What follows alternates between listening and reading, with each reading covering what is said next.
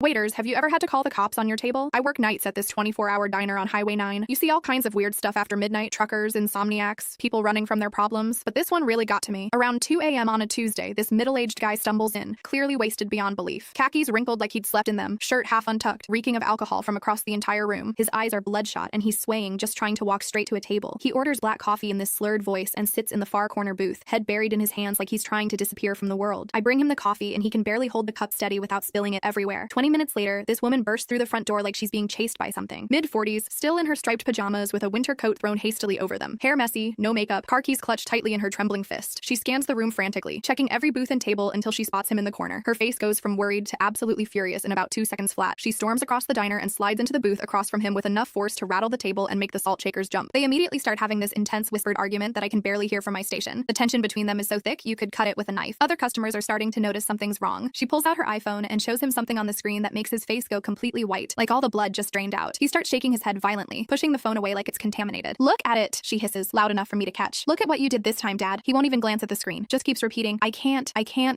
like a broken record, rocking slightly in his seat. Then she digs into her coat pocket and pulls out a set of car keys. BMW keys from what I can see with that distinctive logo. She slams them down on the table so hard it echoes through the empty diner. He lunges for them desperately, but she's faster, snatching them back before he can grab them. This bizarre tug of war starts happening right in front of me. He reaches for the keys. She pulls them away. He tries again. She moves them further. He's getting more agitated with each failed attempt, starting to raise his voice above a whisper. "Please, just give me my keys back. Let me drive home. I'm fine now. I sobered up during the walk here." "You're not fine, Dad. You're never fine anymore, and you know it." The family connection hits me like a truck. This isn't some random bar confrontation. The whole time she's playing keep away with his keys, she keeps glancing nervously out the big front window toward the parking lot, like she's expecting someone to show up any minute now. It's making me nervous too, honestly. He notices her constant window watching and gets paranoid fast. "Did you call them already? Please tell me you didn't call them yet." "Not yet," she says coldly, still clutching those keys. "But I will if you don't start cooperating with me right now." That's when he completely breaks down, starts crying, not just tearing up, but actually sobbing into his hands like a little kid who got caught stealing. This full-grown man just falling apart in my diner at 2 a.m. Other customers are definitely staring now. This trucker at the counter keeps looking over his shoulder. Even Jerry, our night cook, pokes his head out from the kitchen to see what's happening. She gets up to leave, clearly fed up with his dramatics. He grabs her wrist as she stands, not aggressively, more like he's drowning, and she's the only life preserver in sight. "Please don't leave me here alone. I can't face this by myself, not again." She pulls away from his grip and heads for the door. I'm thinking this has to be some kind of domestic situation. Maybe I should call my manager. That's when I hear him say, clear as day, "Please, I can't go home like this. Janet will divorce me for sure this time." She stops dead at the door and turns around. Her expression changes from anger to something that looks like exhausted pity. "Then you should have thought about that before you crashed into the Hendersons' mailbox, Dad." Everything suddenly clicks into place. She walks back and sits down, putting those BMW keys safely in her purse. "Mom's already called her lawyer. The Hendersons are talking about pressing charges for hit and run. I'm driving you to the police station right now to turn yourself in." The mysterious someone she was watching for? The homeowners whose property he destroyed, probably driving around looking for the hit and run driver. The photos that made him go white? Pictures of their destroyed mailbox and his damaged car that he was too drunk to remember hitting.